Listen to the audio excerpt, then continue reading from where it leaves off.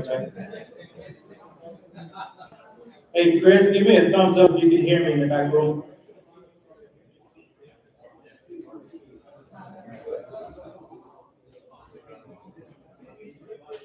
Can you hear me?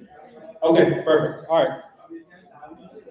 Technical difficulties, we got it. All right, guys, you ready? Let's do this. Everybody good? All right.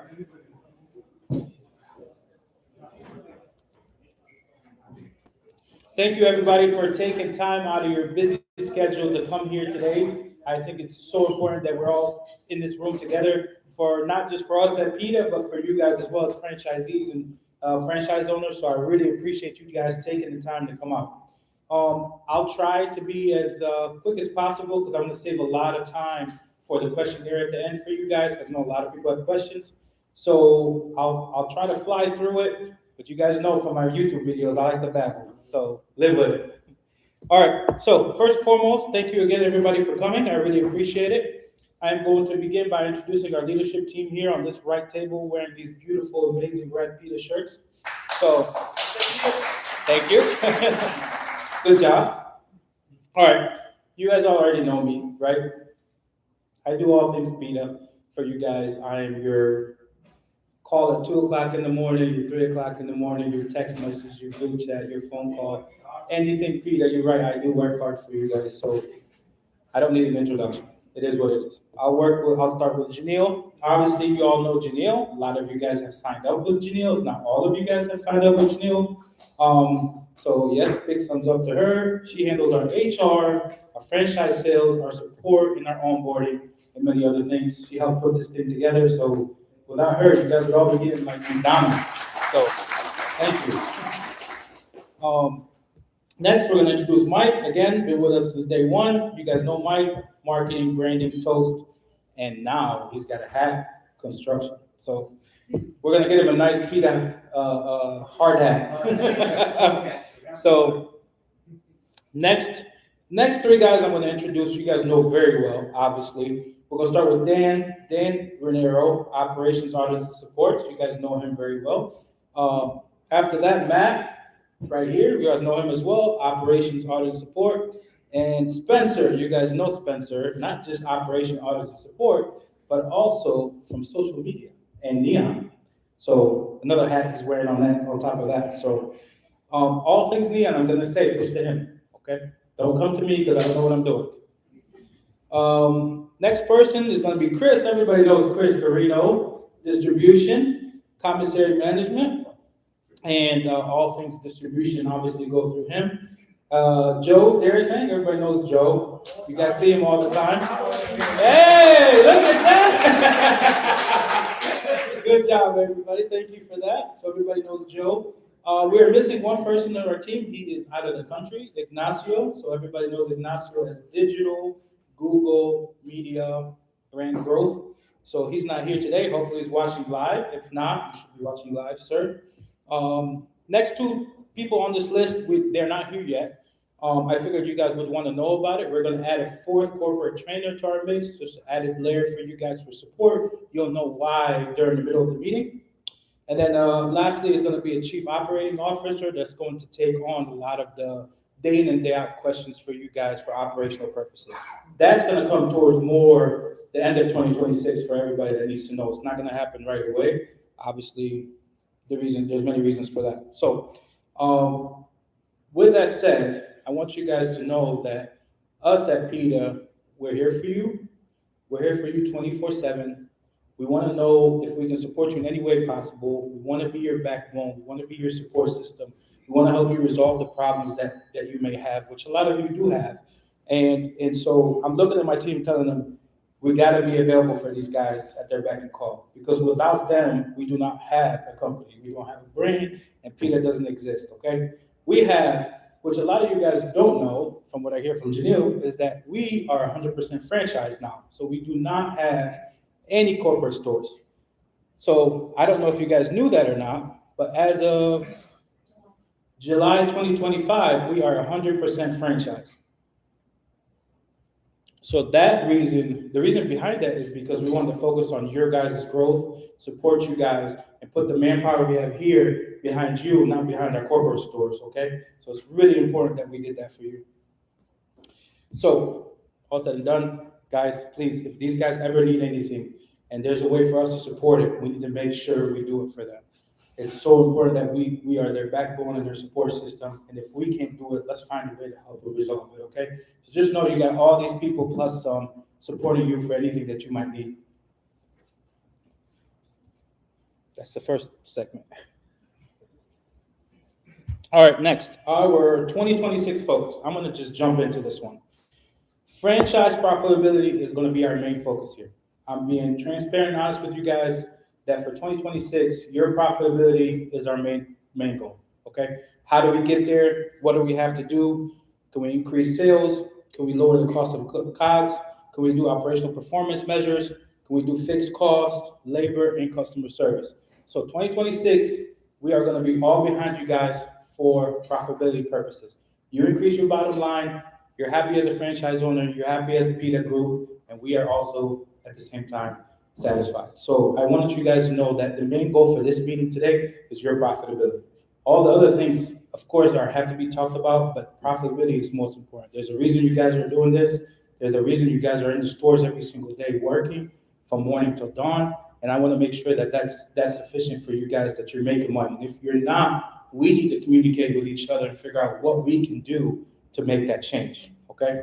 Again, we'll dig deep into it as we continue on, but I just want to let you know that this is our main goal today. So the questions that will come at the end from you guys, you need to think about it, maybe write it down so you can push it our way to give us any ideas you might have on that aspect of it. Food, paper, and cost management. This is my daily job. I don't think a lot of you guys know that on a daily basis, I am on calls with US Foods, with our vendors, with our suppliers, when it comes to cost of products, when it comes to the paper cups that we use, the bags, the food, Country Range Foods, our chicken suppliers, Olympia. It's a constant battle. And I want you guys to know that on a daily basis, we are on the front line with these guys, making sure they maintain our costs and make sure they keep our costs down. Now, with that said, there's two things that play on this segment. One is going to be that we have halal food. So off the top, it's 15 cents on every dollar goes to that segment, okay?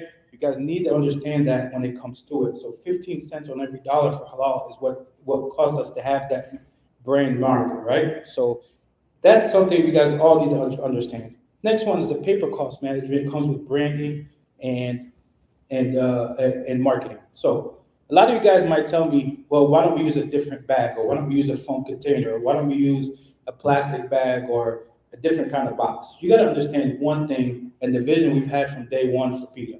The vision from day one is for us to be a brand and market ourselves as a non-mom-pop operation, right? So as a franchise, from day one, we've always had these branded marketed items, right? When it comes to the cups, the decor boxes, the bags, it means a lot. So a lot of these things go from our stores and they go home and they go to the office and they go to the caterings, and people see it. And when people see it, they start to notice the brand, which is the Pita logo, right? And once that becomes embedded in their heads, it's going to ultimately drive sales growth for you guys as a group. We need to all be on the same page with that. So I'll deep dive into the cost of that stuff a little bit later on. I'm just letting you know what our focus is on that part of it. Stronger operational support, that's going to come from this table right here. What can we do for you guys in this coming year to help better your operation, reduce your cost, streamline your operation, and even address the issues that we're having with our vendors, specifically US Foods, right? SKU reduction and simplification. This is something more so that's going to happen on a yearly basis. As you know, the last couple of years, every year we reduce items on the menu, right? And the reason for that is to simplify for you guys. We reduce the amount of SKUs that you have inside the stores, and that equals to a better bottom line, right? Less SKUs, more profitability, right? So this is something that we're going to focus on a yearly basis. We won't go in and do it every 6 months. So every year you might see the menu dwindle a little bit, but our LTOs will stay, but the SKUs are going to get reduced a little bit. Our data-driven decision making. So with that said, when we go to make a decision, I just want everybody to know we don't look at it as a single store, okay? We look at it from a bird's eye view and we look at all the stores. You know, some stores might sell 100 cheese rolls in a day, but 90% of the other stores barely sell 5, right? So when we look at it from a bird's eye view down, and that might be the lowest producing item, we need to eliminate it because it doesn't make sense for collectively as a whole, right? So when we go to make these decisions, it's all about what's the bottom moving item so we can remove it, reduce the SKUs, increase your bottom lines, and really put the money and the time and the effort on the items that are making you money, not just SKUs sitting in the freezer or in the cooler. So when you guys come to us with different ideas, always come to us with the idea that we need to look at it from a group perspective, not a single store perspective. Because I know a lot of you guys do very well in certain things, but the majority of the guys don't do it. Spanakopita was an item that we had to get rid of because some stores actually did really well and the other stores didn't do it. But the majority of the stores didn't do well. So that item needs to go. It reduces our SKUs, reduces the amount of product you have to have in the store, reduces the amount of money you got to spend on inventory, which ultimately helps your bottom line.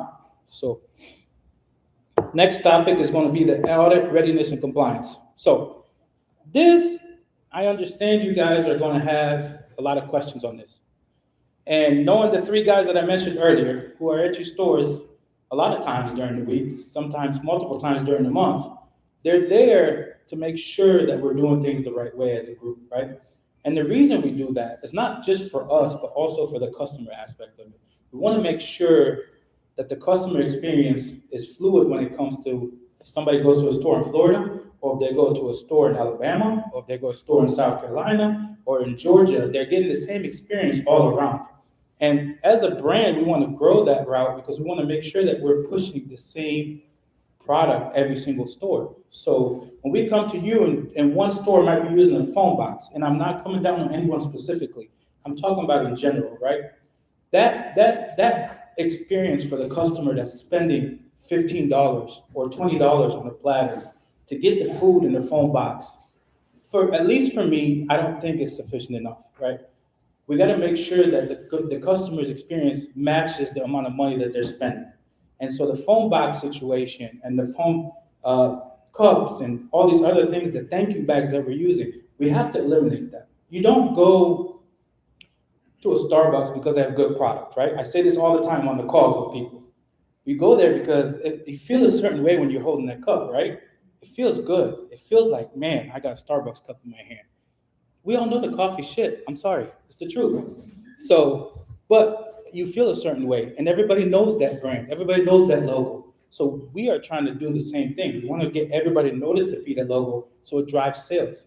It's not just operation we needed. We needed to drive sales, brand awareness, and brand growth. So with that said, I'm going to take just a 1-minute break for any questions until we jump into the number 4 item we have here.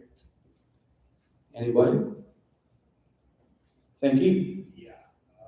Basically, you get the branding and for the cups and everything. Little bit quality issue with the leads of everything. Like we have 38 ounce cups, 2 ounce, like that, 4 ounce, 3 ounce. The leads are not proper manufactured. And it's causing us a problem all the time. The lids for the 38 ounce. Everything. Everything lid wise. Okay. So this specific video, for the people that are watching on live and for the vendor, which they're going to watch this, we're having issues with the lids on the 38 ounce, the 2 ounce, the 4 ounce, and the 8 ounce. Everything really. Okay. I will address that with Supply Caddy, our supplier. I'll make sure they address the situation. It will take us about 3 months to address it. Okay, because this product comes from Turkey. It's not something that's made in here. So that product comes from Turkey. I will address it with them, and I'll come back to you on that. But you got to give me about 3 months on that, and I will fix it. It's not about the lid, but the cup on the top part. Okay. You don't feel like when you put it on it, it's not safe. Okay, so the lid is the issue, right? The rim. Okay. So Supply Caddy, if you're watching, it's the rim of the product is where we're having an issue. So what I'll do is I'll have those guys come up and they'll test all that product at one of the stores and address this specific issue and come back to you guys on that. But they're really good people. They will fix any issue that we have. It just takes about 3 months for at minimum. Mr. Ahmed. Just follow on that with that container, go container too. Yeah, lick it the first time. time you click it, those little edges on the side, it's bent, that's it. It's done. So the edges on both the medium and the small? Yeah. Okay, edges on the medium, Supply Caddy, if you're watching, edges on the medium and the small are having an issue. Once you close it, if you need to reopen it, it's damaging the corner. Got it. Even it doesn't fit properly. It doesn't fit. Got it. Sometimes you bend it and that's it, it pushes down and it stays down. Perfect. Yeah. So again, I'll have these guys fly up here to Atlanta, make sure they come to a single store, they'll test all this product. We'll go back to their R&D department and fix it and come back to you guys on that, okay?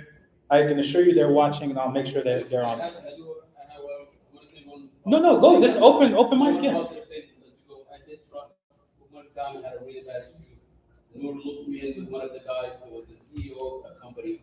He was very responsive, very quick, turned around and he sent me actually a pod on the house because it was a major, multiple boxes. They Yeah. are very responsive, I got it. I think it was the gluing, they were glued together, Yeah. right? Yep, I remember that. So listen, guys, we deal with a lot of vendors, so we gotta hold these guys accountable, okay? It's okay if you reach out to me and say, hey, I'm having an issue with the to-go box. All I'm gonna do is take that to that manufacturer and say, hey, my franchisees are not so happy with this specific product. Either you change it or we move on from you and go somewhere else. Because we do move a lot of product now, so it's a little bit different for us. We have a lot of the weight behind us to make the I guess I was gonna say a threat to say, hey, if you don't fix this, we'll leave you. So why not push it? Yes, sir. It's really good. Uh-huh. But the vegetable boxes, the durability of it, like you have to hold the box with your two hands in order to handle it. Okay. Because if you hold it with one hand, it's gonna. So I'll address that with them. I think when we first launched with them, they asked us about the weight of the product, and I did send them a sample of the weighted product. So it's a simple adjustment of the cardboard material they use to make it a little bit more stiff. Again, they're watching. I'll make sure they get on it.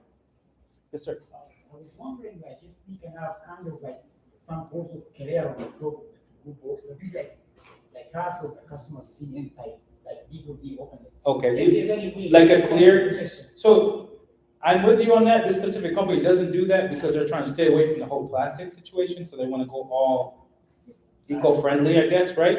So I don't think they can do that, but it's something that we discussed with another franchisee about us either getting stickers that we can put on there so that we see what the different items is, or to remove the whole sticker and add another thing that we got to carry. I'm going to ask Supply Caddy to label the product on top of the box.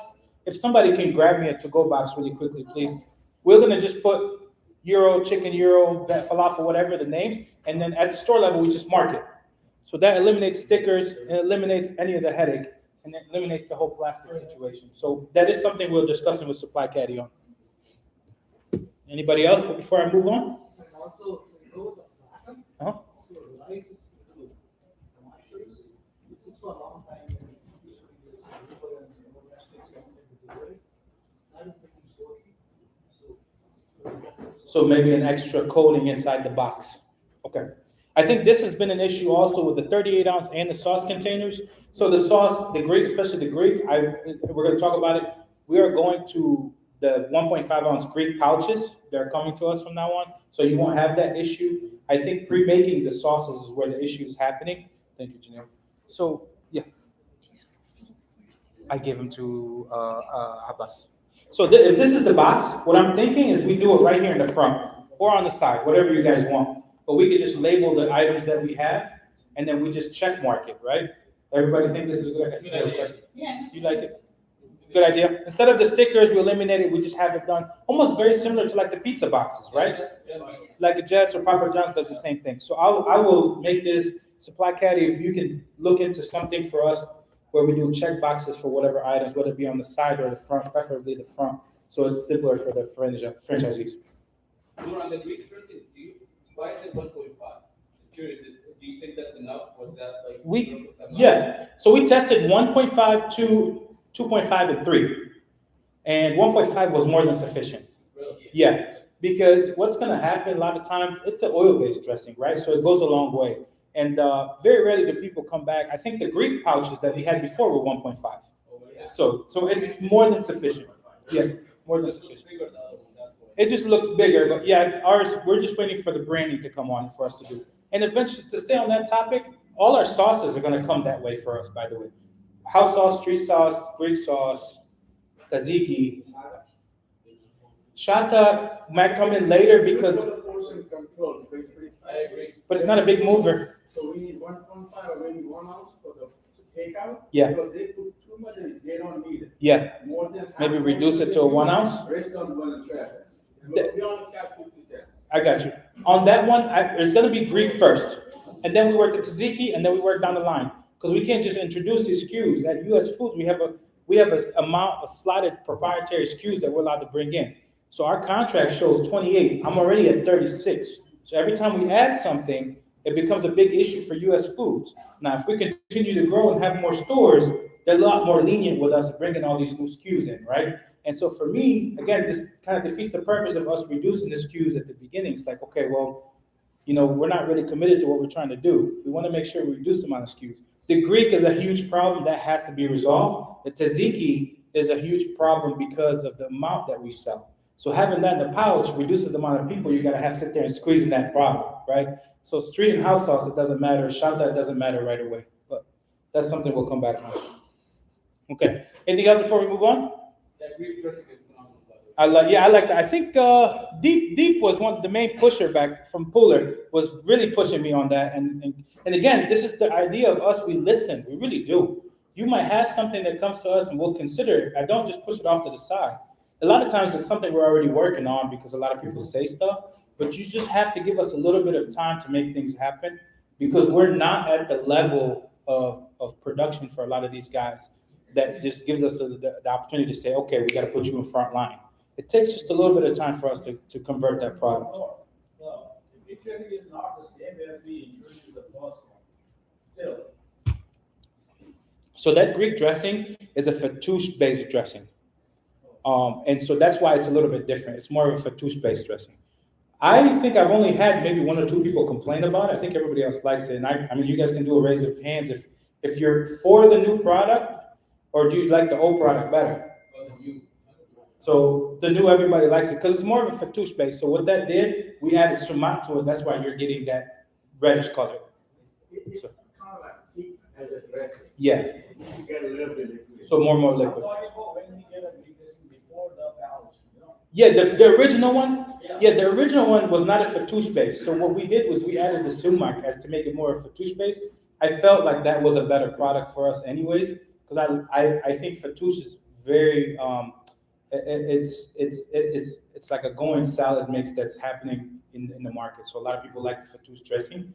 But again, if we get enough complaints from you guys, I don't want to say complaints, but concerns, then we'll make the adjustments. I think the majority of the people, remember, look at it from bird's eye view.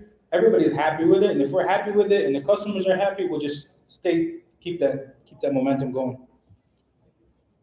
Anybody else? Okay, I'm gonna move on. Real quick on the ingredients, just to Yep. on it. Can we, just some feedback, maybe get better on getting what the ingredients in everyday allergy as well. We get asked a lot, what's in it, and the front texture doesn't have the flavor of like full-on ingredient, the allergy. We could get, a little bit better on the new product as well. Okay, so I think our new black books that we give out to all the franchisees do have that, right, Gina? It's an updated version of our allergy form, Okay. but it doesn't list all the ingredients, it lists the ones that are most common in it, or that could be allergens because of a lot of the recipes are proprietary. So what we'll do in the short term, Mike, can you add that ingredient list to the Google Sheets or the Google Drive? So it'll be on the Google Drive for you guys. We'll add it for you guys to just extract and you can print it out. But yes, I don't think it's smart for us to put that on the website because we don't want anybody to steal our proprietary stuff, but we'll put it on the Google Drive and push it out to you guys. All right. Are you ready for the next topic? Yes, sir. Can we have the allergy sign for the food allergy sign? I thought we had that already in the stores. The big nine, I think just if we could get the one just from the Department of Health, we could just print them up. Okay. I think it would be super helpful if we could do it on the plane and it could go on the door on the door. Okay, so I think because you've been in the system for so long, you may have missed it, but recently we do give it out, but I'll make sure we push it out. Can we add that to the Google Drive, guys, please? So we'll add that to the Google Drive. You can print it out, you can laminate it, Please, by the way, when we go to stores, I'm going to sidetrack for a minute. For the love of God, do not put tape on the windows and handwritten signs on the windows. Big companies are not doing that. Let's not do that. If you need a sign, let us know. We'll design it in a second. ChatGPT will design a sign in a second, print it out. We get you a little slip. You put the little paper in there and it cleans on the window. I'd rather you do that than handwritten signs. It looks really tacky. So please, I beg of you to not do that. Okay, next. All right, core discussion topics. This is going to be a little bit lengthy. I'm going to try to push through it. They're really important items for us. And I'm going to start with Google reviews and online reputation. All right, so as you know, in the past 12 months, I think we spent an abundant amount of money on Google, right? For us to push to Google reviews. A lot of people choose where they dine and go out to eat via Google. It's the honest truth. Even I myself do the same thing. And if I'm doing, I think a lot of people here do. So one of the big pushes for us for Google reviews is we got to get better and get a better rating at each specific store. So a lot of you guys are doing amazing. A lot of you guys are doing amazing. And you're at the 4.8, 4.9, and that's driving traffic to your stores. And in all honesty, those Google reviews will drive your sales, which will help your profitability. And hence why we put so much money behind it. I think last month alone was like $10,000, $11,000, right? Just on Google reviews and AdWords. It's one little segment that we're spending the money on to push you guys to give you the opportunity to get better. So what I mean by that is not only getting good reviews, but responding to those good reviews. Even if it's an AI-generated response, just respond and do a like, right? There's a little heart button you can press for every single review. And what that generates, the algorithm on the back end to keep pushing you more and more. So the more that you, just very simple, like social media, the more likes and comments, the more that you're being pushed out to everybody, right? So those Google reviews, good or bad, you need to have a response for that. It's important that they know we're listening, whether it be good or bad, okay? So respond, like it. I do it every single time I have free time. You'll see in there. I go to every single store. I look at the comments and I like every single one, right? And I know the stores that are responding because there's a response. But there's a lot of you guys that are not responding. Take 5 minutes of your day, respond. Thank you. We appreciate it. Love to have you back. Blah blah blah. Right? So Google reviews are really important.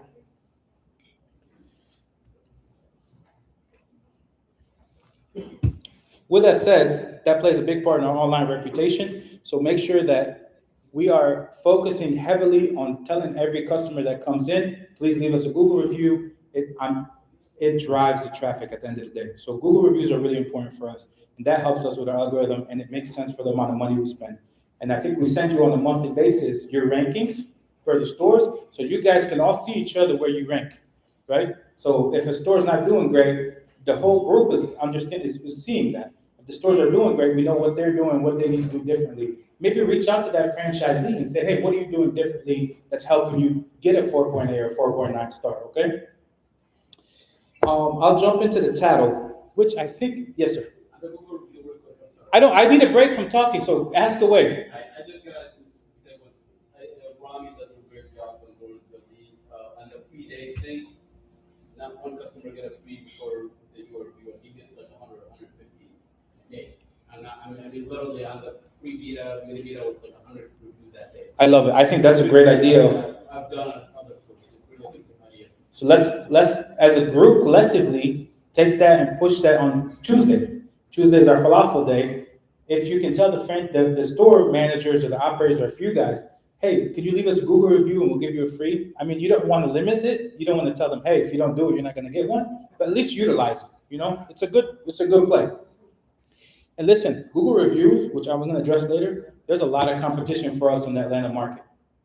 Okay, so there's indirect and direct competition. There's a lot of big players coming into this town, and they're not coming just because it's a good place. They're seeing what we're doing, and they're saying, oh shit, these are the guys that are successful, let's go in there. There's a lot of big players coming, and the only way we're going to dominate that trade area and make sure that we succeed is by giving them great customer service, amazing product, and beating them on the Google reviews, okay? Title feedback. This is something we started in November as a test, and I think we went live with them 100% in January 1st. A lot of you are connected. I think everybody's connected on title. Everybody has signed in and has their own login. Utilize that as a tool to understand what your stores are doing, okay? One, this is an actual customer coming into your store, buying your product, going home, and giving you honest feedback on what they got. Don't take that with a grain of salt. This you can't pay for this kind of feedback. If it's great, then you know your team's doing an amazing job. But if you look in there, the data shows you what time they came, what star they gave you, what the reason of the food is, if they had an issue or they liked it, and you can pinpoint if you're having a bad night crew or a bad morning crew, or if you have a great morning crew and a great night crew. Utilize that title to your benefit. We're not paying for it just so you guys can get a star rating on the back end. This is not something that's public information. It's for you guys internally, okay? Utilize title to your benefit. It talks a lot about customer insights, and you can read the reasoning why, and they give you pictures, and this is why sometimes you guys see us doing audits at some of your stores, because we might see a foam container, or we might see veggies that are not supposed to be great, or we might see sauce that's not drizzled, or we might see something that's not right, and the reason we're coming to you is because of what we're getting back, right? So take those into consideration. Customer engagement follow-up, I already talked about with you guys in Google. We don't use Yelp a lot. I don't think it's really relevant, but keep it in there. I'm gonna go into menu pricing and positioning, sorry. So menu pricing, we have, Mike, correct me if I'm wrong, 4 menu pricing structures. 3, C-store, Walmart, brick and mortar. C-store, Walmart's 1. Regular brick and mortar. Florida and market halls. Okay, there's 3 menu segments that we offer. I think we started this 100% in 2026, January 1st. So based on where you are is what you're gonna get in terms of the menu pricing and positioning, okay? And again, some of you guys have had a preview of the Florida pricing. You gotta understand why they have that pricing. They have a minimum wage of $14. Georgia, Alabama, South Carolina is at $7.50. Even though you guys don't pay that, you might pay 9 or 10, but Florida's paying 15, 16 to start people. There's a reason there's that. Yes, sir. No, we gotta. You had it one day. Did you get any complaints? Yeah. The POS was good, but the TV screen was off. But the POS was good. No, I think we caught it early on, right, Spencer? Yeah, it was. They were ringing up $1 less. I know because Rami was yelling at me. It was the first one, 7 o'clock in the morning. Hey, I'm losing money. I'm like, wait a minute, I don't think you are. And then he was like, oh, the POS was good, but the screen was off. The screen was $1 more than the POS. Again, we got to take consideration. Market halls, they pay a lot higher in rents. In Florida, they pay a lot more in hourly wages. It just is what it is, right? And we got to tread lightly in Georgia. Remember, we have, especially the economic situation we're in now, we don't know what's going to happen next 2-3 months. All right. So just to let you guys know, we're not going to have any different pricing. If you're in a brick and mortar store in the upper side of the Southeast, you're going to get that specific thing. If you're in Florida, a food hall, you're going to get the Florida pricing. If you're in the C-store Walmart, you're getting the C-store Walmart setup. Okay. Somebody? Yes, sir. Can we change the position of signature euro, like before, like first in the signature, then the euro before we name? Yes, sir. I think Mike's working on that, right? Yeah. Everybody's good with that? We're going to switch the euro up. Everybody has confusion on that, like signature is like the amount that we get. Yeah, I think this was a topic on the group chat, right? Like a couple weeks ago, we said we're going to make the change. Sure. See how awesome we are? You ask, we give. Boom. You may change the whole to the rice bowl. I had to pay 1 hour, 3 out of 5 years challenge is the rice bowl. Make sure you say the rice bowl. Yeah, mix that with the salad and all. Okay, so, okay. It says bowls. Can we keep it as simple as bowls? Okay, hold on. Before you jump, you're one store. Remember, let's get a group overall view. Is anybody else having an issue with bowls? What is it? I think it's labeled on there, isn't it? The rice? Okay, so you want to change the bowls to rice bowls and then salads. 3 out of 5 instead of the bowl, just rice. Rice bowl. Okay, we'll take it into consideration. What? Who said Greek salad? Yeah, all What- the salad, and it's not only gyro salad, gyro beef salad, green chicken beef salad. No, it gets too messy. I listen. We're good, but we gotta remember. Even if you look at the menu from back in the day till now, it's about simplifying. We don't need to come in and be like, oh man, look at this. I'm reading a damn book. No, it's boom, boom, get in and get out. The less time the customer sits in front of that POS, the better it is for you. So we need to get them in and get it out. Again, these issues are not happening a lot. This is the first I've heard about it, and a lot of you guys talk to me on a single everyday basis. So this specific issue is new to me. We'll discuss it and come back, see if there's a way for us to address it. You know, like it's like starting price, you know, so $8.95, they see it, and then like, and they ring it up, Euro for like $7.95, and they say, why is that so high? But it's labeled on the menu as a $4 upcharge, right? It's a euros, it's labeled on there. Yours is, Yeah, it does. It does. Oh, But like, you know, customer it's not feels people- like we are doing unfair to them, and they're like, they see us with the eyes like we did something, especially with the register about bringing up their order, and they be like, why so high? And then we have to come again to them and we have to explain them that, oh, it's starting from this particular price, and whatever we choose, it adds up. okay. Maybe this is happening in the case here. Like, we order the bowl, like Greek bowl or the Greek salad.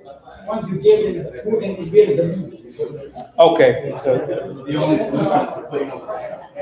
put no price. Because So, it's sticker shock. yeah. So Mike is saying the only solution would be to simplify is to do no price up next to it, but what do we do in terms of price next to the You're ending? gonna have to. They're gonna have to ask. All right, give us some time. It's recorded. We'll come back to you on this specific one. Also, there's one more Yes, ma'am. question. So in the sweet pita, so we said have grilled chicken, right? So under the grilled chicken, we have said that into the bracket that it's $1 more. So now as we have recently changed the price 30, 45 or whatever, but when you ring up the order, it's not upcharging. Oh, because we dealt away with that. Because the reason we upcharged it, I think 6 months ago, the Tawuk went up to $186 a case. And we fought back down, now it's at $150 a case. So once we did that with the new menu pricing, we removed it overall. So it's not that it's not there, because we just don't need to upcharge for it anymore, because the pricing is right almost on money with the chicken shawarma and the euro. Yep. That's a big reason why we don't have pricing on the stationery, so we can. Yep. Move pricing down. Yeah, one of the biggest things for us in 2026, because we were going through menus like crazy. Every time we updated a price, we're running 30,000 menus, and it was a waste of money. So now I think this new setup is great because there's no pricing. They can scan the QR code if they want to do it or order online. So yes, sir. I think there is a problem with the pricing of that grilled chicken.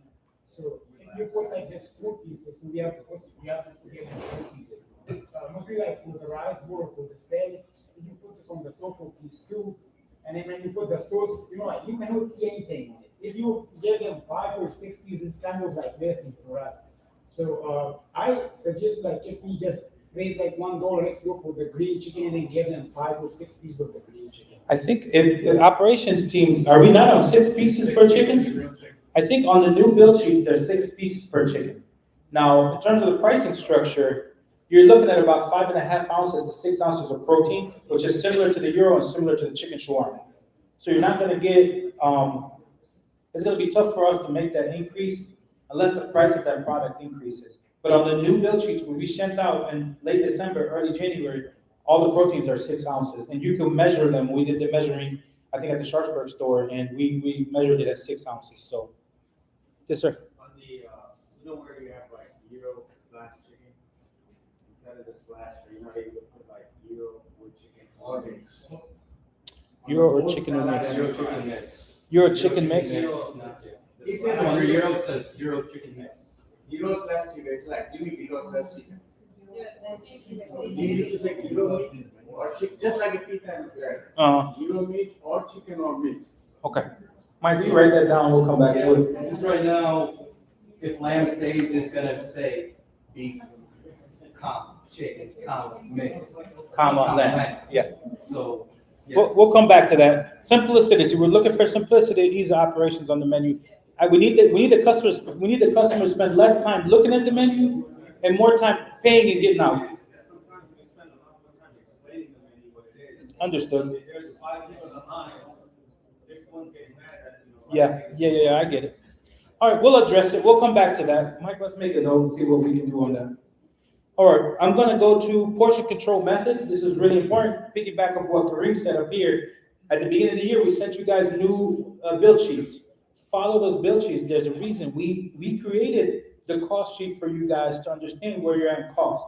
Now, what a lot of you guys don't know is the majority of your sales are your own chicken gyro, okay? And so though that item, that effort to go with the code food paper chemicals is coming in at like 24%, 25%, if not less, right? With the portion that we gave you at six ounces. So if that's 70% of your sales, right? Follow through with that portion control method that we've given you because it's not affecting your bottom line. We've already accounted for it and given to you what it is, right? So make sure you put the right amount of product. And the reason for that is we have a lot of competition. Yes, our food sells itself. I think our food's amazing. Great. But at the end of the day, the competition is putting the product on the plate, right? And we want to compete with that competition. And a lot of times our product comes with a side, right? Which a lot of the other competition does a la carte. They might just do a euro or they might do a wrap or whatever it is. So for us to be able to charge that amount, we want to make sure we have plenty of food on that pita and it doesn't look flimsy and empty. So again, this is something that you guys need to take into consideration and follow through on the build sheets to make sure you're doing things the proper way. It's not affecting you because we've already built it in the cost sheet. All right, next. Store cleanliness. As you know, during our audits, we take pictures. We take pictures of the front, the back, the kitchen, the operation and all. A lot of you guys do an amazing job, but I want to give you guys an opportunity to look at things from a customer's point of view. So when I go to a Pita, I always act as if I'm a customer. I walk through the front door and I'm looking at the front door. I'm not looking at it as Pita. I don't care. I'm looking at it as a restaurant. I'm looking at the front door. If the front door has handprints all over it, I already know their cleanliness standards are low, whether it be busy or not. Because handprints, if you're cleaning on a daily basis, you might get a few, but you're not going to get a whole window of handprints, right? That's the first step. So always think about it when you go through that front door of your restaurant. Act as if you're a customer. Then walk through, look at the dining room. Is it clean? Is it organized? Are the chairs meticulous? Are the tables clean? Are the napkin holders where it's supposed to be? This is all part of customer perception. I'm just telling you because this is how I look at things when I go into a store. I don't look at it from a Pita point of view. I'm looking at it from a customer. I go to the bathroom. Are the bathrooms clean? Do they have air fresheners? Do they have soap? Does it smell good in there? Do I go to the kitchen? Is the POS system dirty? Like nobody has time to wipe a POS system? It's mind-boggling, right? So store cleanliness is important for the consumer more so than for you. It makes sense for these guys. It makes a difference for these guys, right? Clean your store, put your employees to work. It takes 2 minutes to wipe down the POS system or a front counter or a Coke machine area that's sticky, okay? I understand it might be busy during lunch, somebody spilled their drink, but again, it's a rag with a red bucket, knock it out in 30 seconds, you move on, okay? Operational standards and execution, this is more so what has to be done and what we're doing as a company to deliver the same product company-wide. Are we making the gyro the same way everywhere? Are we making the grilled chicken bowl the same way everywhere? Are we making the platters the same way everywhere? Right? Utilize those build sheets so the customer gets the same experience every single time. I know some of you guys do things a little bit differently and you put your own little spin on it, but the presentation has to be the same. Okay, it's really important because you have no idea how many times we get calls. Oh, I had food at this store, it was amazing, and I went there and it was not. Well, why? What are they doing differently that these guys aren't doing? And these are the complaints and the questions that we're getting from our customer base, and we don't want that. We want to be like, oh, I went to South Carolina, I had an amazing meal, right? And then I went to Alabama and it was just as good. And that's what will help us build the brand and build the sales and increase our bottom line. Branding, marketing, and store updates. Branding, more so for what we're doing inside the stores, guys.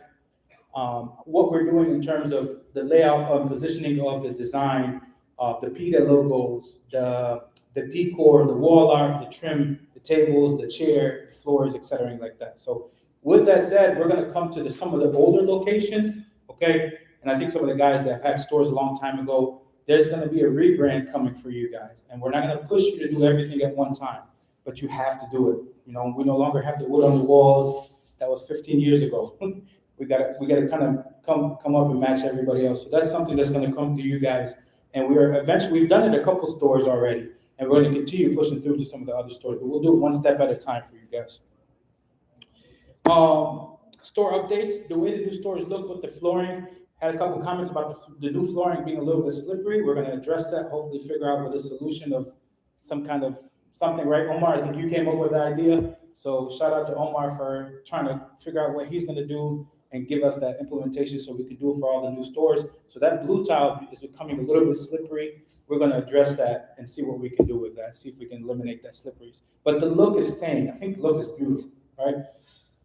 We did have a call last Thursday with the people that did Dave's Hot Chicken interiors, right?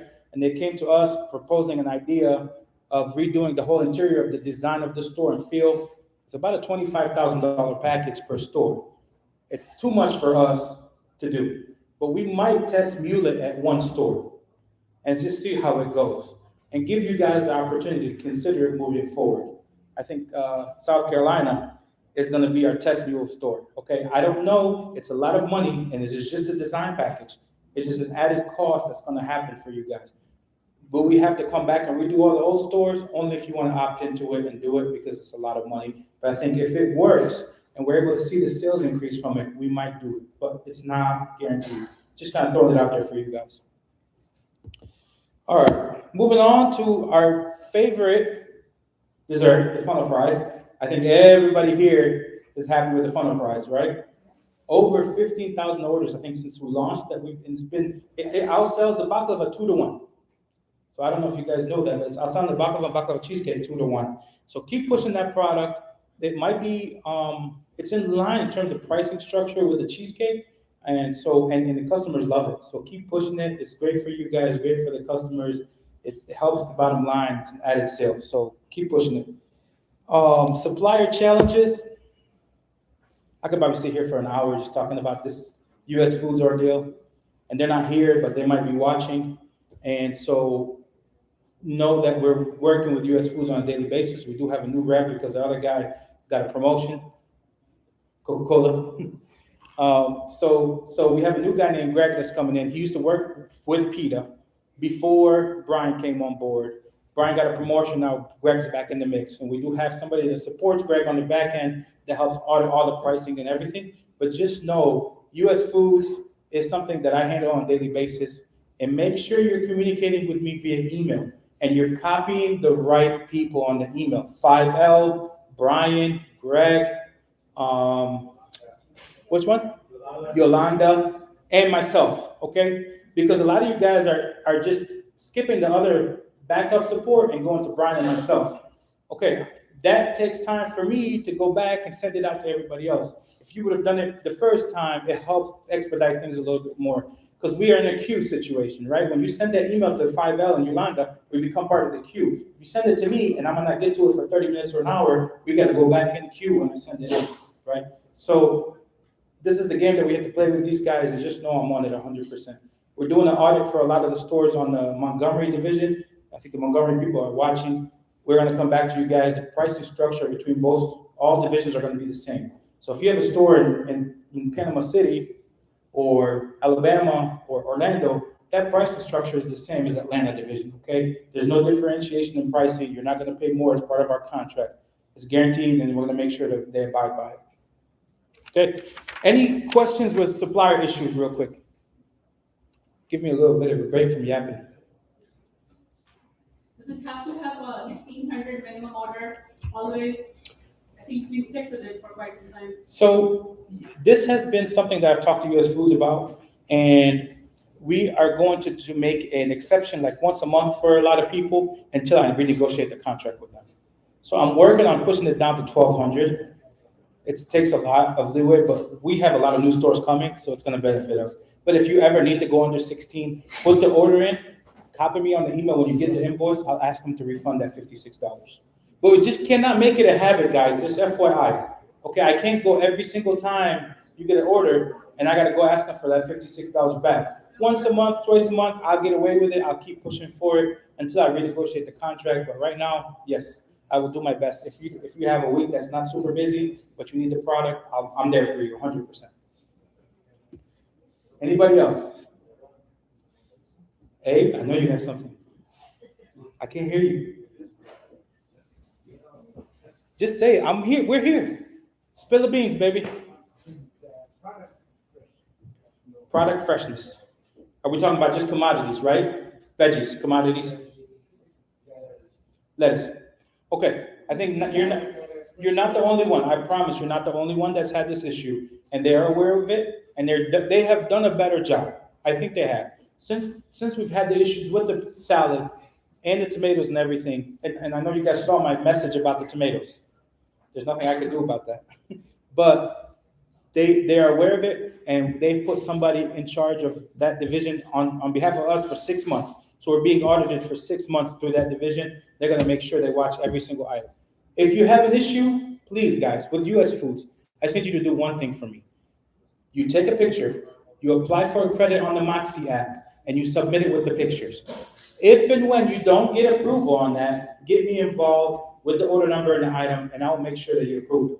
But if you do your due diligence and just put on the Moxie app the picture of the issue, the reason, and you submit it on that, we don't have to deal with all the emails that we're having. It's a quick boom boom.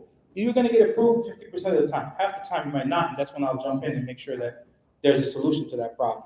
But the issue is, if I'm ordering on Monday, I open once a week. They send me the letters only for 3 days. Yes. So. Okay, The so lettuce is good. I don't wanna submit it for credit for 2 days. okay, so you're saying the expiration date on the lettuce is 3 days. It's not, they don't give me like at least 5-6 days to use it. Okay, I will address it with US Foods, and I'll talk to them in the camera that there is an issue with the, expiration date of the product. It's only giving them X amount of days to utilize, and they don't have it, so I'll address it with them and come back to you on that. And don't be ashamed if they didn't bring you a product. We need to hold them accountable. These guys are making money hand over fist from us, okay? So if you got shorted a case of pita bread or rice, you put it on there, unless it's like Friday or Saturday, which is really hard.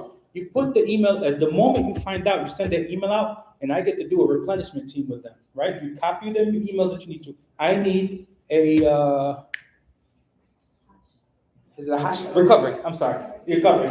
I need a recovery at that moment in time. It's US Foods' responsibility, okay? It's not, I'm not paying for it, you're not paying for it, it's on them. So just make sure you're asking for recoveries if you're missing product. And they've been really good about it, I think, company-wide. So, anybody else? No? Okay. I'm gonna jump on some off topic from the US Foods. Let's talk a little bit about Easy Cater. This is a huge issue. Okay. As of late, we've had a lot of complaints about Easy Cater and what the route they're going. And I'll let Mike speak on that in a little bit. I don't want to kind of give you information from the deep because he's got the contact. We don't have a support person, right, at Easy Cater. And they won't give us one, right? And this is not just us, it's everybody. Number two, they're kind of forcing us to use Easy Dispatch. The reason for that, I think they're making the money on delivery and the tips, right? And that's their way of making more money for their company. And if we make a mistake or we're late, we don't accept orders or whatever, they're knocking us. And once they ding you, they stop your order process. Again, this is a much deeper issue.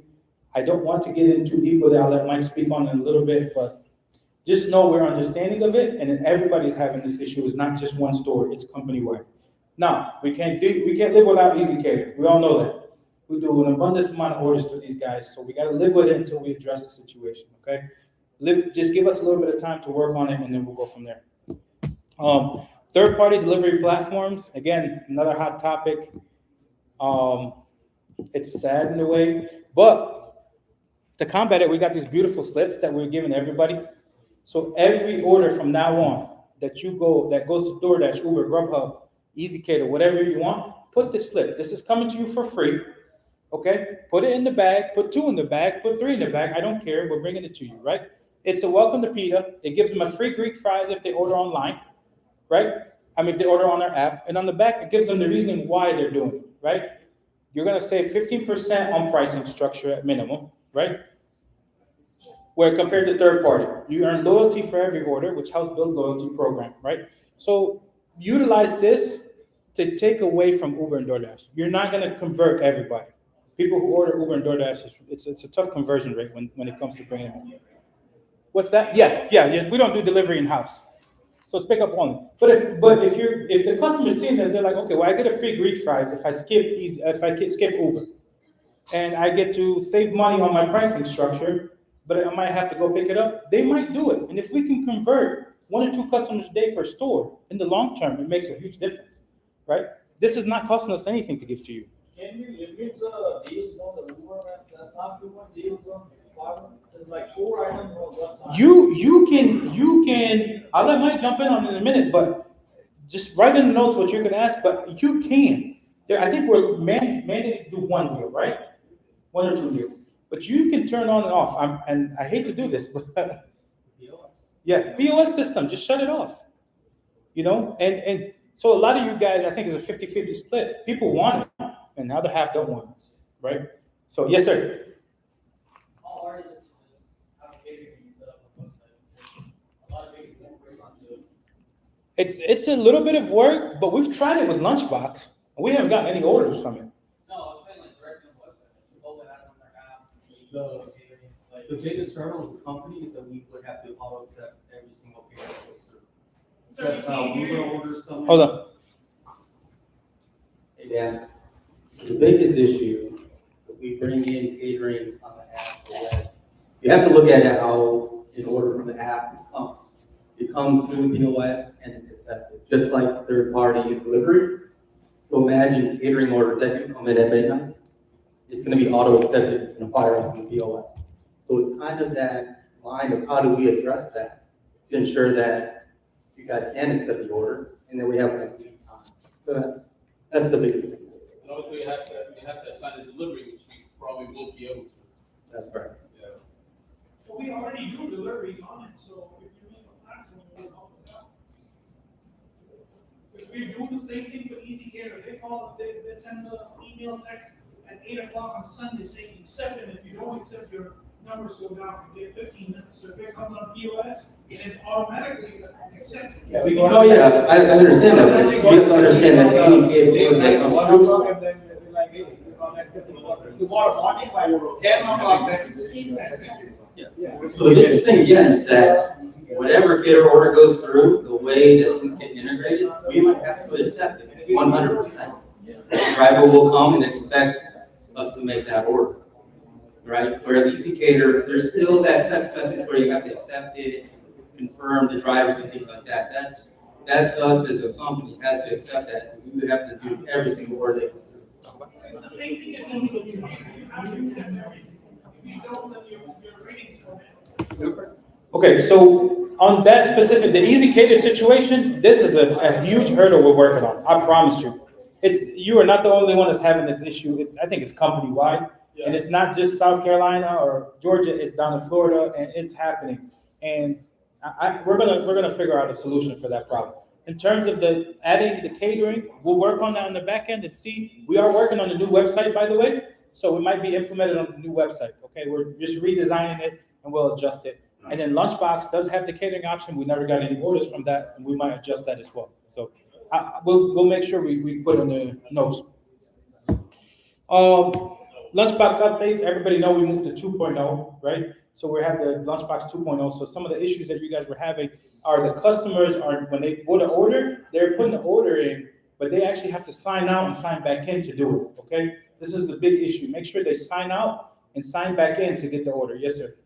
Sometimes we get the Uber order like 70 pitas and 70 balls and 50 platters and something like that. And people came like in 15 minutes, say, that is my order. Like, it's hard to make this kind of thing on this. I think that's more of a one-off, don't you think? Is it happening for you all the time?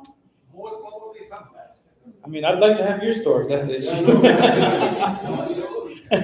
I think. 75 pitas, mini pitas in like 15 minutes or 50 platters or like that the night of 8 o'clock and they come like 15 or 18 I got you. Question is, do you want to limit how much? Do you want to limit how much you want to have come in? Because the only solution to that problem is there's two. One, you tell the driver to wait, too bad. Or two, you limit the size of the order you're on the have. Which one would you rather have? There's two options. Limit, tell the driver to, hey, hold off until I finish, or limit the size order that you get on Uber, DoorDash, Grubhub. You guys think about the limit?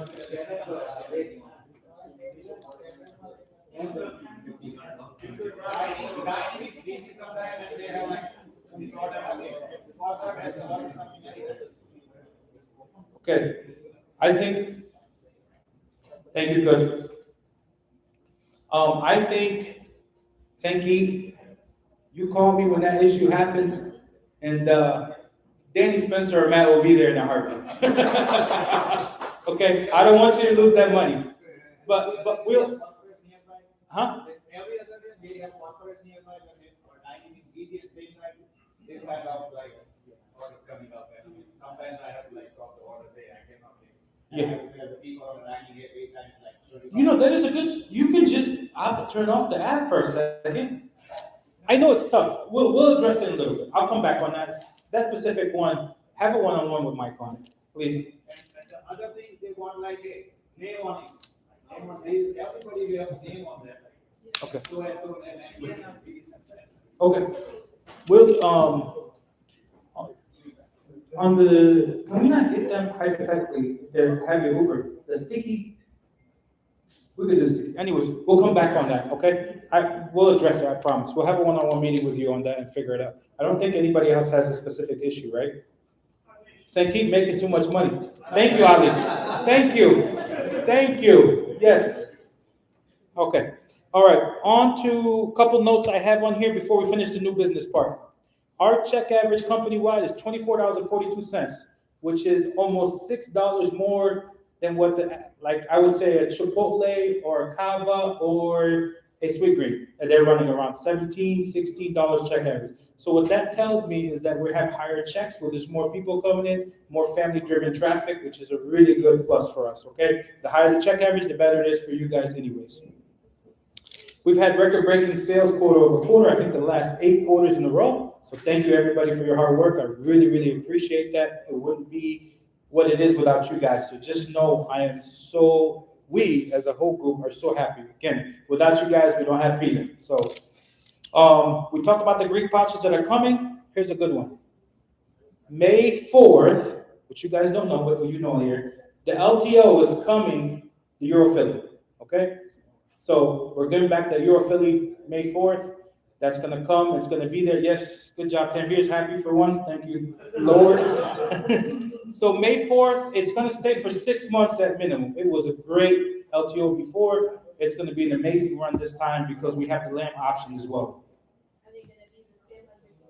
The only change, Fernanda, is going to be the cheese. We're gonna go white American, not provolone, to reduce the SKU.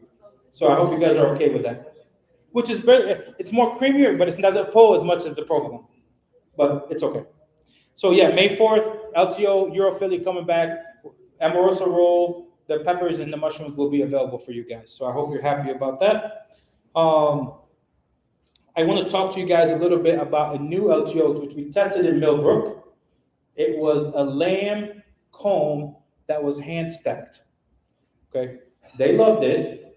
They said it was amazing. 100% lamb? 100% lamb, but the kicker is the shit's like $280 or almost $300 a case. Huh? More often than they are. I think okay, so what we've done with the lamb lately has been off the charts. Same like the donut. It's gonna be a little bit more expensive. I think it's $7.75 a pound almost. It's gonna be really expensive. Yes, sir.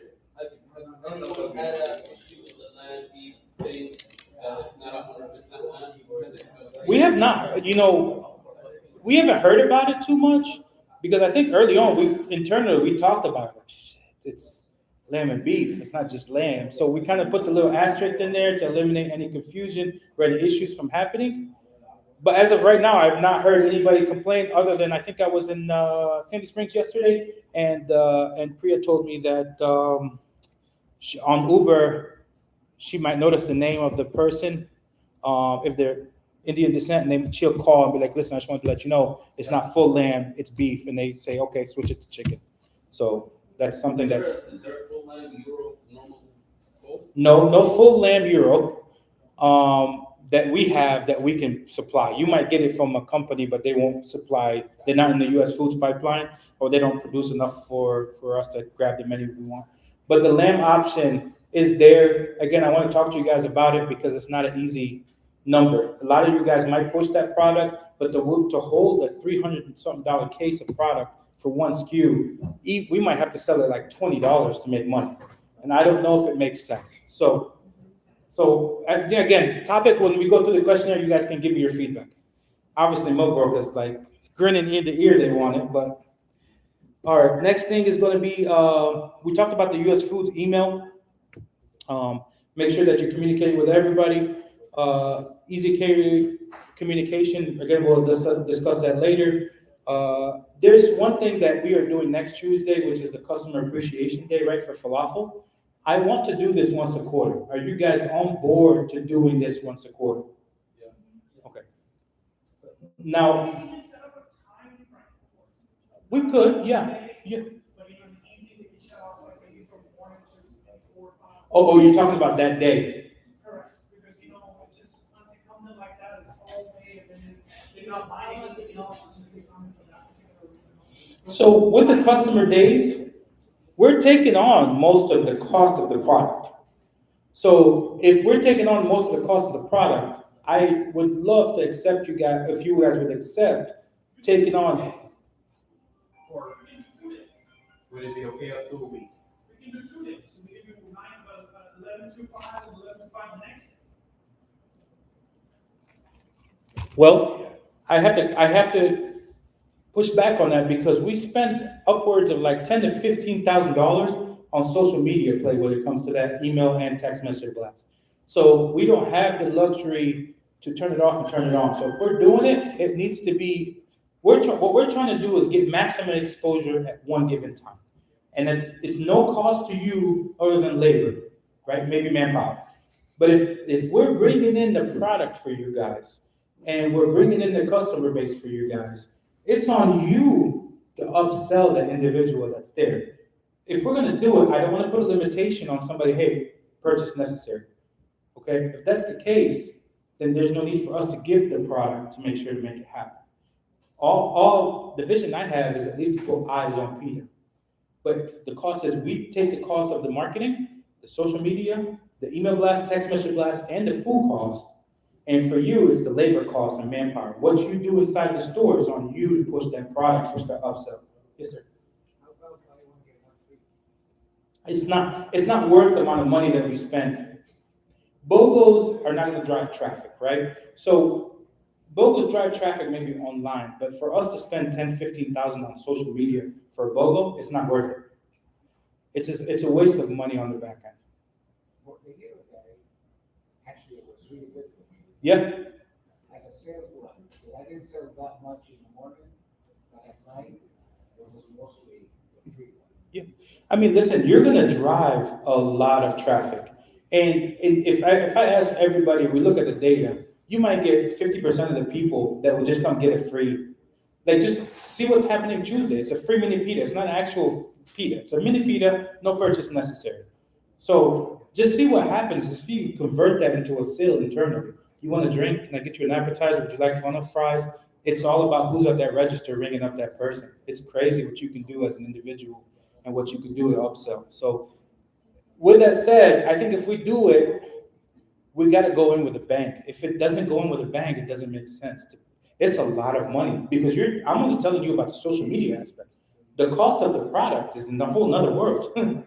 You're talking about 50-something stores. It's in the tens of thousands of dollars. I think we spent close to $60,000 on the one for November. $60,000 we spent on the November event. And it was great because we did see the incremental increase over the next few days. Everybody did get it. My question is, can we do it on a quarterly basis? Do you guys agree to doing it as long as we show the support? But there cannot be limitations. I don't want limitations, otherwise we're not going to do it. So it's got to be, we're either in or out. Think about it. We'll come back to it. This is a cool one. I have not talked to my team about this, but whoops. Only some of you guys can help.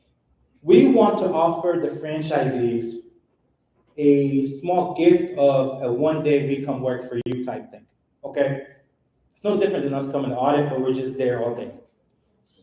Obviously, Chris and Joe are not gonna do it. Mike's not, but the three guys, They're gonna love to do it. So it's a yes. Are you working? As long as you're not. I'm sorry. You're not in it. Are you? Who, me? Yeah, you're not. Listen, I will drop this label right here and go work in your store any given day. I don't think you understand. That's my passion. And if you want me, you just gotta request me. I swear to God, I'll be there from morning till night. Huh? I promise. You make it happen. Listen, this is a one-time, every 6 month request. It's a request. We can make it happen, great. If we don't like, hey, I gotta go on vacation for 6 weeks. Can you cover my store? No. You know, a lot of you guys want to go back home and do all types of shit. Huh? That whole day, do whatever you want. It's a gift from us. Whether it be the GM, whether it be the owner, one individual on this specific table gets it all the time. One day for sales cancer, one for man, and one. No, it's one day. And I think you guys should give them the tips as well. That's the rightful thing to do. So listen, it's a gift from us. You can request it. It's one per store. Yeah, I go 3 stores. Yeah. And then hopefully we get the 4th guy coming in, we'll do it. But it's one per store. It's one day. You could be hands off. We've already done it for a couple of franchisees. I figured it's a nice gesture. If we're already there, we'll make it a nice day for you to get off. Why not? It's a gesture. Take it, leave it. Huh? You have to give me advance notice. Right here. Send it to Janelle, please. Thank you. So I hope you guys like that. What, virtual? Yeah, I can't be that. That's okay. We'll take virtual too. Okay, next. Better communication from us, guys. I need you, and I talk about this in the videos. Make sure when you need something from one of our guys. Thank you, Kano. Bye, Coca-Cola. I was just getting to you, by the way, and you're leaving. You're next in line. Okay, don't leave. I'll just jump on it. Coke calls real quick, guys. For Coke, hold on one second. I'm so sorry. Guys, limit the amount of calls you have for Coke because they're not free.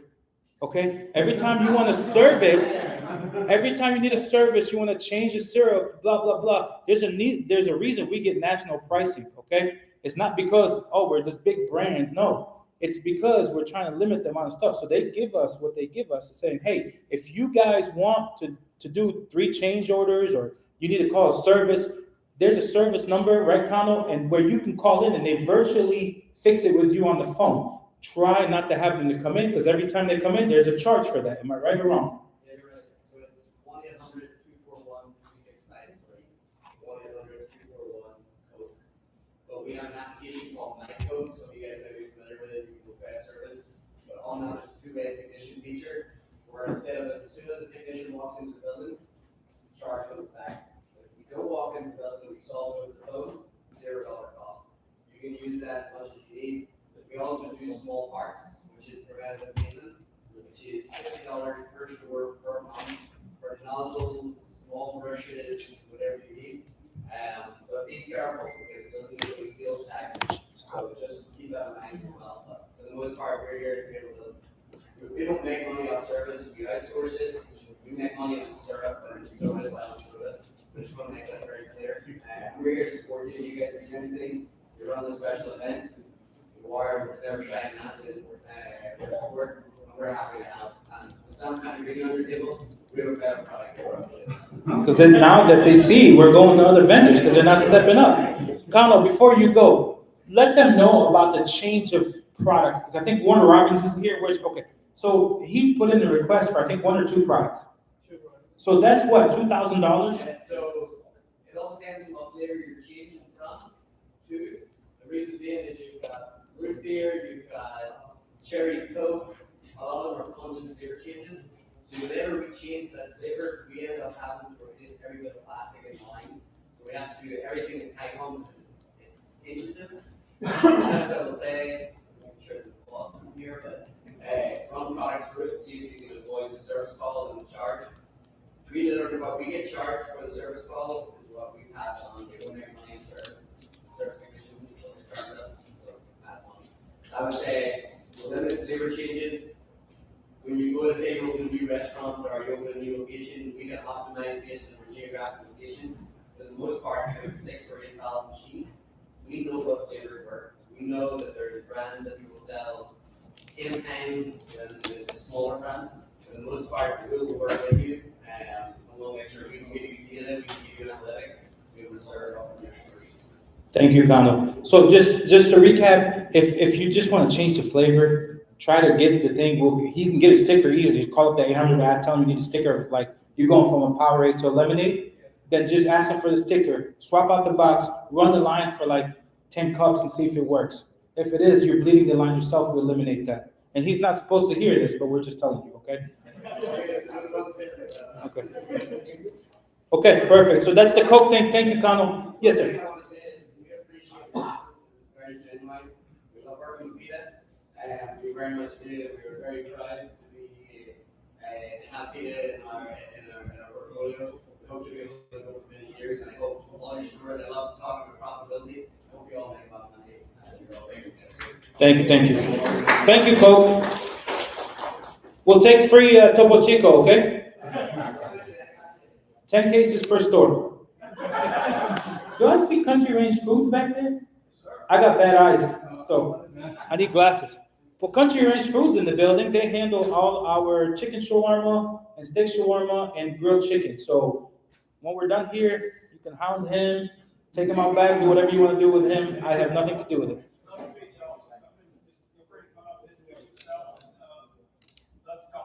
Yeah. Thank you for coming. We appreciate it. All right. What else? Okay. We're gonna move on to new business. We're almost ready for questionnaires. If I've been blabbering too long? Hour and 15 minutes? Okay. All right, real quick, growth strategy. You guys all know we're growing. We're trying to expand. Obviously, this is not just a benefit for us, but a benefit for you guys. It works hand in hand, right? The more the brand is well known, the better it is for you guys from a sales perspective. So we're not, and by the way, just because we're growing does not mean we're leaving you guys high and dry. So if anybody has any idea of like, hey, you're growing and we're not, yes, Jerry, I was finished. I'm helping you. Don't get it. Okay, so we had a poster, right, for counter for side, like, with hummus and everything. Can we have the poster made for salad ingredients for the counter? Because so many people ask like, what comes in the salad? Okay. We had to go through. And number two, each modification, and when you click, so we need to have the salad modification on the same page. Because the side salad, when people get, so I know all it, this, we have to type everything in there. So just need the salad. Like a subgroup almost? The modification page. So two modifications every time you eat. So if you have a side salad come in, he wants the modifications for the side salad. He wants it to be like, if somebody doesn't want olives or feta or pepperoncini or whatever. Is it possible to make the side salad like more simple so that there is no modification? No, not really, because it's got the Greek side. It's the Greek side salad, right? Yeah. Okay, we'll come back to that. So growth. Just know we're not leaving you guys high and dry. Everybody knows that here. If you have any contention on that, please speak up during the questionnaire. But I think we're doing a really good job keeping everybody happy. Shabbat stop yawning. 6 o'clock. New markets. If you guys are interested in any new markets, let us know. This is my sales pitch, by the way, because I'm done yapping. So if you'd like a new franchise, like in Nashville, yeah, Tampa, Orlando, anyways. Orlando. All right, we all talked about the different locations we have. Oh, here's a good one. We are negotiating with a new POS provider. Now to spill the beans, it might be Square. So we're just negotiating. Either we're gonna get a better deal with Square and convert to them, or we're gonna fight Toast and get a better deal with Toast. I'm letting you guys know this now. It's not an easy changeover, so if we do it, it's going to be extremely difficult on our back end, but we will handle everything. We'll just like you guys to support us, okay? But it's always going to be for the better, so we can free up some money to utilize it in other places and get you guys a better system all around. So it's not because we were just tired with Toast, we just want to get a better deal. Whether it be with Toast, we utilize that Square relationship to push Toast to give us a better deal, or we get Square and give us a whole better deal overall, which will save you on all aspects of the business. So again, in talks, if it happens, 6 to 12 months easily, but it's in discussion.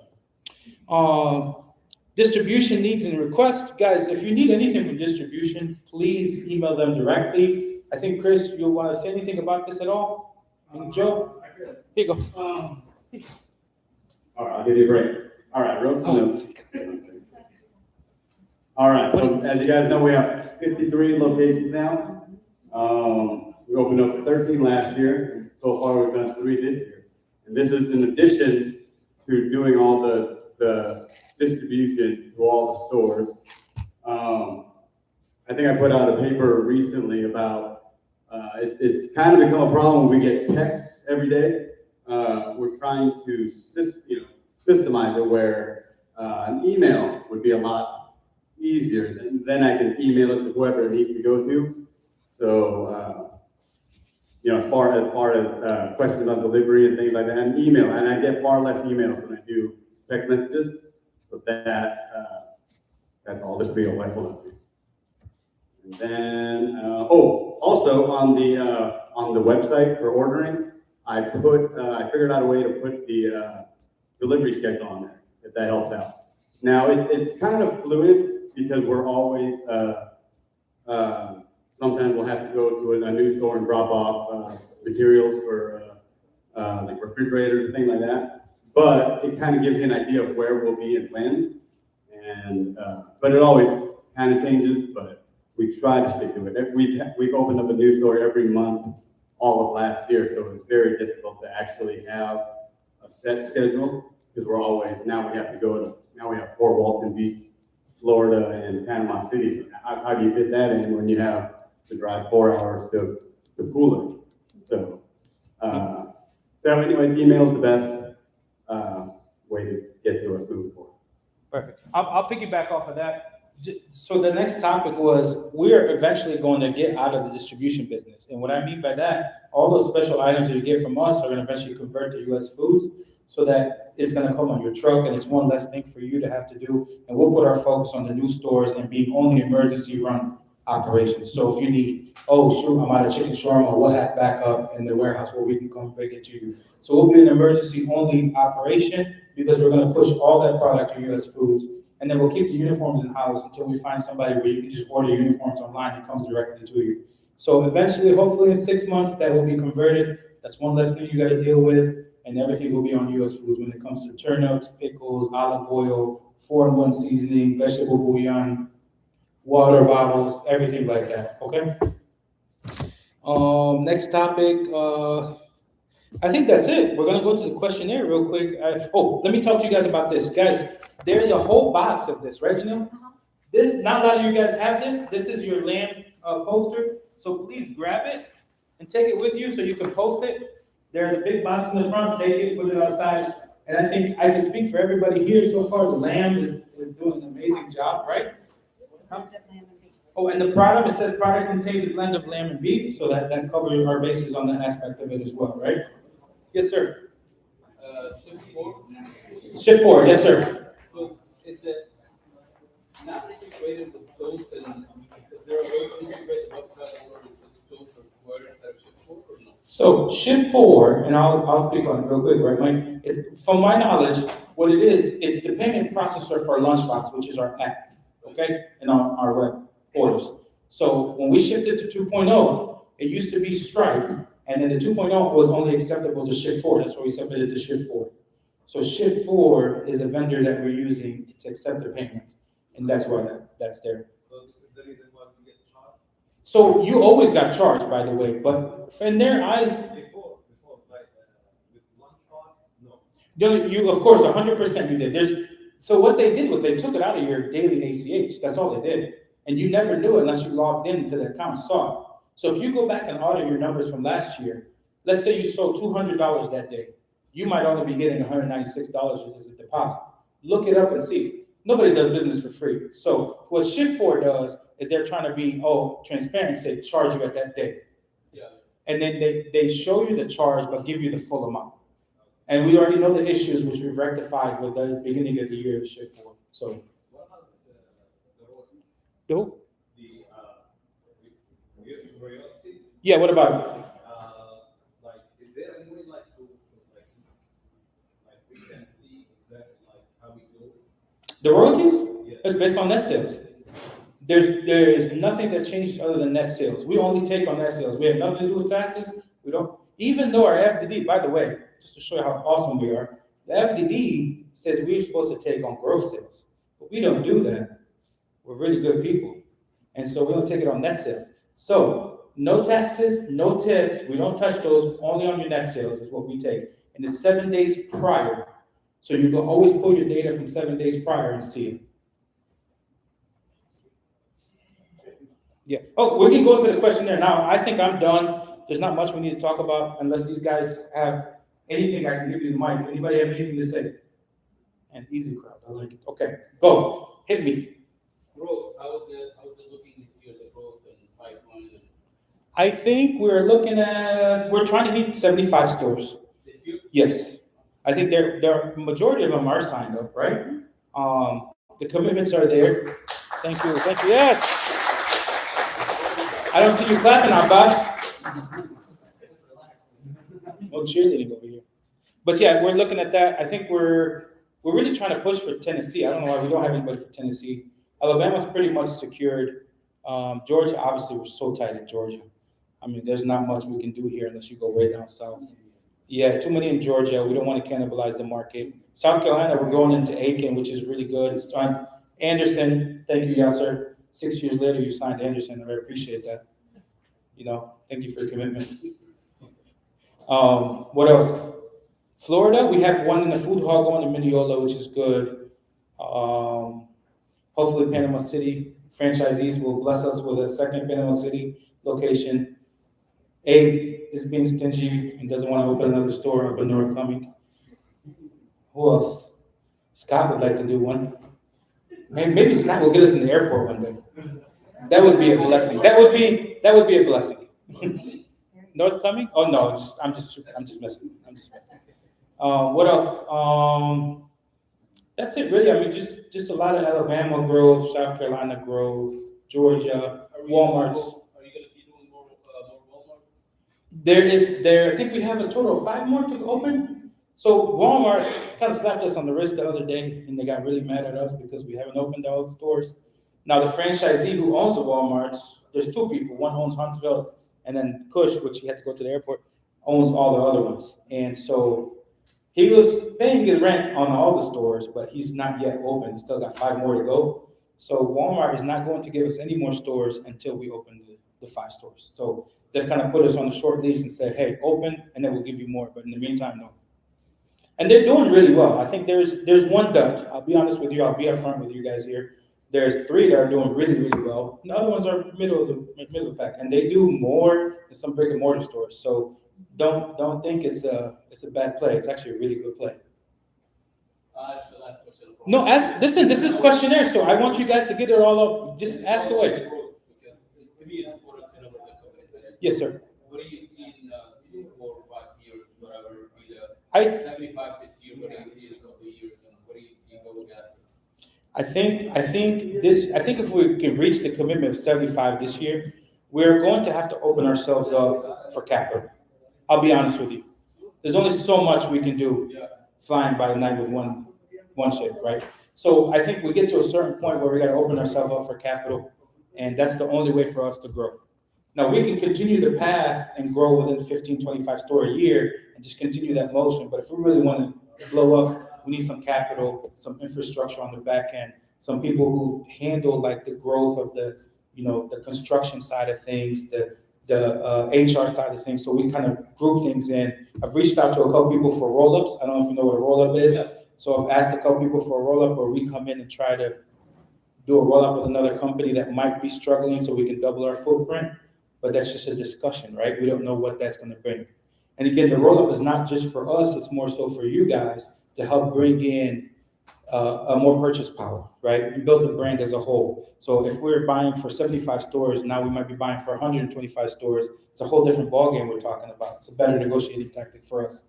If you ever come to a point where you have to engage a private equity or become a public or whatever, would you open it first to the franchisee to see if there's an opportunity to invest back in? Or it's a really interesting question. I never really thought about that. But I wouldn't say why not, but we'd have to be very careful on the investment part as a franchisee and us being a franchisor. There might be some conflict of interest. So we have to be very careful. If it does happen, whoever that does opt in might have to sell off their share to do that back end. That's really deep with attorneys and all that, but it's interesting you said, we might consider that. Yes, sir. Can we limit our side items instead of 7 or 8? We have 7 or 8 items like side items. Okay. Can we like limit up about 3 or 4 of them, like specific? So we're talking about French fries, rice, grilled veggies, Yeah, 3 or 4. hummus, Greek salad, what else? Then, Greek fries, all the hummuses. yeah, then 3 veggies now, like sometimes we have the space problem, you see like heights. When we got rid of grilled veggies, Oh, no. people almost killed us. I'm good with everything, but we limit the side items, then we get both sides. Or we can just limit it in the kids menu. So Anyway, like 3 or 4 items on the side, the standard, Or add bubble. whatever we have. Yes. Baba Ganoush and Lebanon. Yes, please, Like please. limited side items, either 3 or 4 options. Okay, here's a good one. What if we remove hummus as a side option as a whole? Two more, lovely, love one, and the costume. You want to bring those back? Yes. Okay, I'm gonna come right back on that. Let me say, Senki and everybody here, would it make more sense to eliminate the hummus? And speak up, because remember, we're talking all about one store. So when I go into the stores, I see a bunch of hummus side options. Okay, I'm thinking about the other aspect, like when you grow up, like now it's your time. yes, sir. Like it's Pita time now. Yes, sir. You are growing up, sometimes somebody has like $12,000 per day, right? Yep. Think about that aspect, if you have like $12,000 of the value of the like one day, and you have to take so many side items with the one item. So think about that side, like if you limit the side items, then it will be good for everyone to like, boom, boom, boom, blah, blah, blah. So I think I'll go back to us looking at the data on a yearly basis and see what we can do to simplify it even more. And this is something that we'll take in consideration for like, hey, maybe instead of removing an item, we limit operation. How do we make it more streamlined for you Like guys? streamline operation, like quick, very easy to make us, like you could get, you told me like, you are getting us the CDs and the other pouches. Yes, sir. That is a good for us, like rather than bringing The cups every single second. We go like cups and this and that. Yes, That sir. saves our lots of time on the line. Okay. Definitely take that in consideration. I'll put that in the chat. Yes, sir. So basically, third party, right? Yes. Uber, DoorDash, whatever. What would be the best way to, I guess, get our bang for the money as far as like commissions? Because, end of the day, they take majority of the money. I see the payouts, man. I'm with you guys 100%. I see the payouts. It goes right back. Can we live without them? Honestly, can we live without Uber, DoorDash, and Grubhub? I don't think so. Honestly, I think we would be crippled in a matter of weeks. Can we live without the deals? Yes, easily. But can we live without Uber, DoorDash, and Grubhub? I think that's really tough. And Mike's had some serious conversations with them. I think we're about to sign a new contract for them, which is gonna offset a couple percentage points, but it's not much because we do a lot. I think we're doing like, I think right now average 110, 120 a week just with Uber. 220,000, that's a lot of money for Uber as a whole. So, we're making the threats, but it's not going anywhere. So it's a long-term play here for us, and we're gonna continue to fight that battle, I promise you. It's just, there's a no win-win for us here. So hence why this is a small little glimpse of, maybe we take 1 or 2 percentage points. Oh, I forgot to talk about this, yes. All right, real quick, I forgot to talk about this real quick. Sales segments. For sales, 31% is delivery. This is company-wide, not per store. Company-wide, 6% catering, 63% in-store. Menu category breakdown, 35% are pitas, 13% are platters, 11% of our sales are catering. LTO and minis are gonna be 11%, 9% are bowls, 5% are salad, drinks are 4%, fries are 4%, and kids and starters are 8%. And we'll share this with you guys so you have it as well. Customer traffic, real quick. Our web and app is at 8%. Our dine-in is 30%. Our takeout is 30%. Our Uber and DoorDash is 22% company-wide. Our kiosk is 9%. And there's a catering, I believe it's 1%. So of the sales, Of the track. of the traffic. Traffic, we are 50%, 55% lunch, 45% dinner. Okay, so this sales data I will share with you via email so you have it and what we can do. 2025. Mike, how long did you go back? 2025. 2025, yeah.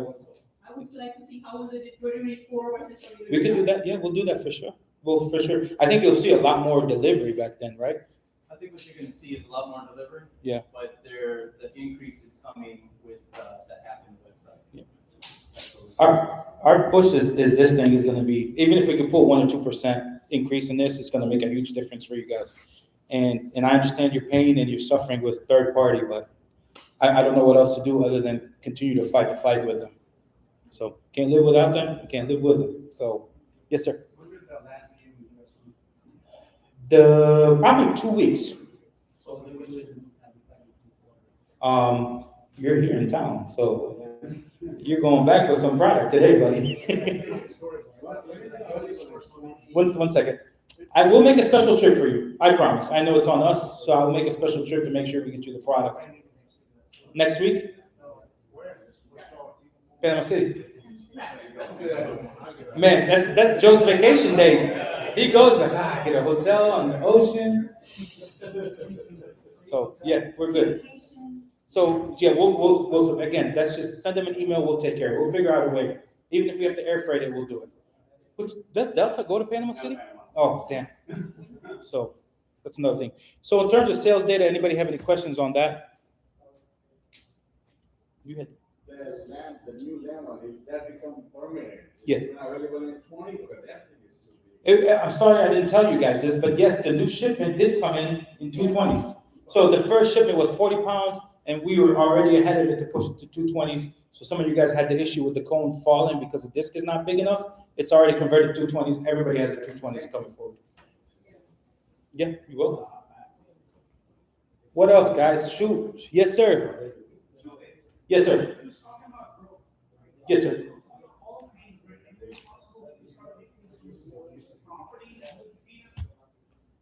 That's all based on the franchisee if they want to make the investment.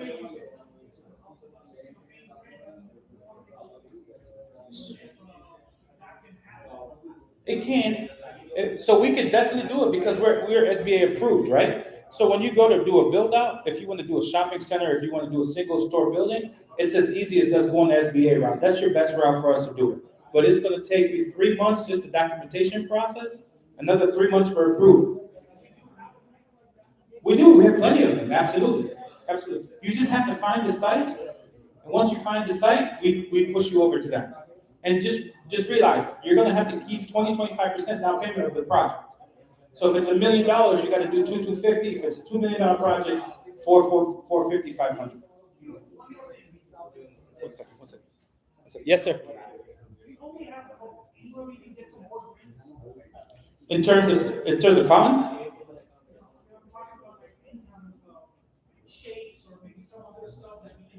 Okay, so we've tested. One of the stores have tested. So there's icy that's coming to a lot of stores, and we're pushing good numbers with ices, by the way. So one store starts smoothies. They're not really, this is not bad. I don't think it's worth the amount of work. We're testing dirty sodas right now in Orlando. It's not bad. It's doing okay. I just don't feel like I want to bring something more to make you guys work more, right?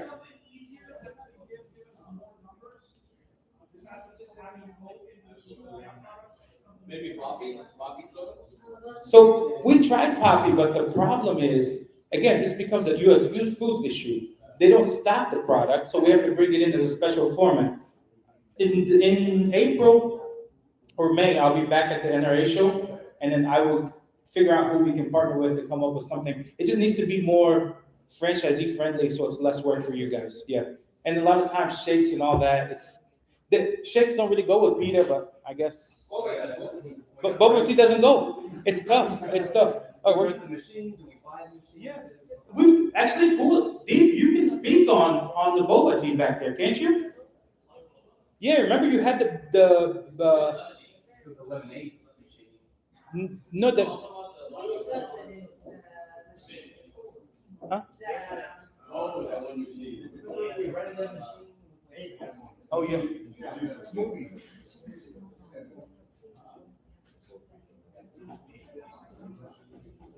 Sure, yeah. No, do you remember that machine that we got from San Francisco? It's called Barista or something? Yeah. So, huh? So you did do good. Is there a reason we got rid of it? Why did we get rid of it?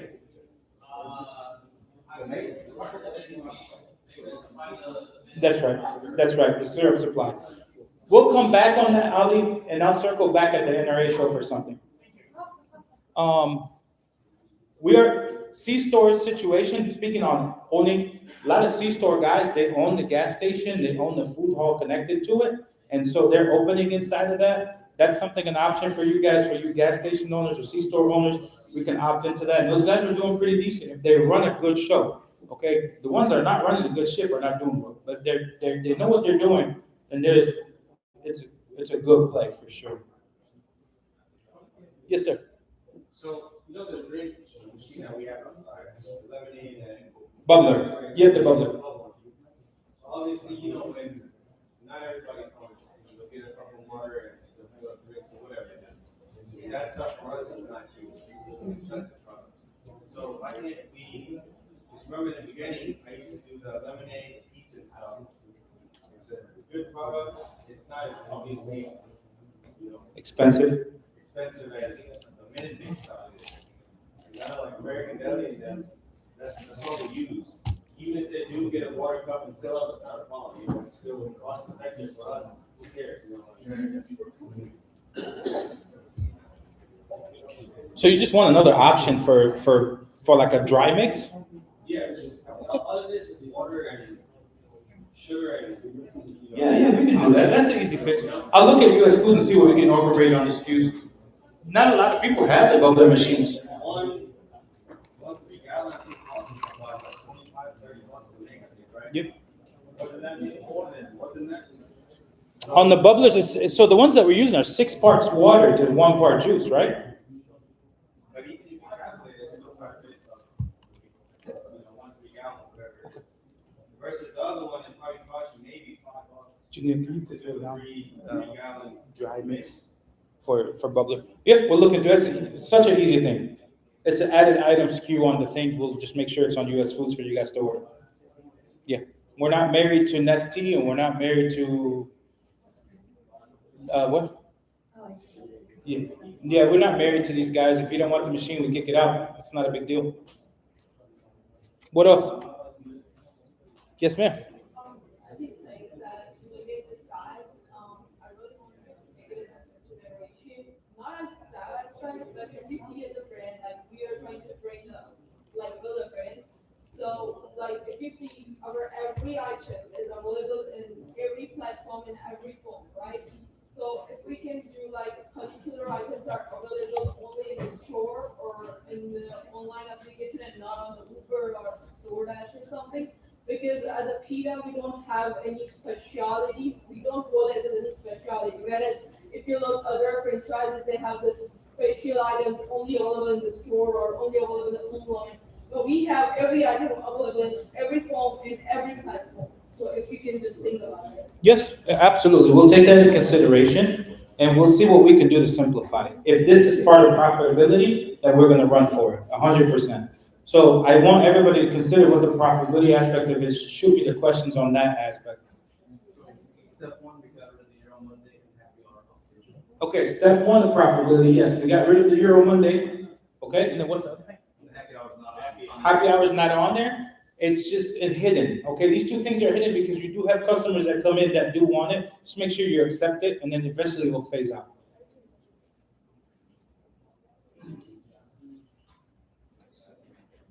You guys are so nice. I thought I was gonna get hit. Next time? Yes, sir. Any new menu items that you guys are working on, maybe end of the year? No new menu, only LTOs. So main focus is reducing SKUs and then maybe running we used to run the LTOs 3 months. And it was not enough runway for us to even get the actual data. So, and it was like so constant, so much marketing and everything to change it over. So I think 4 to 6 months is just so much more efficient.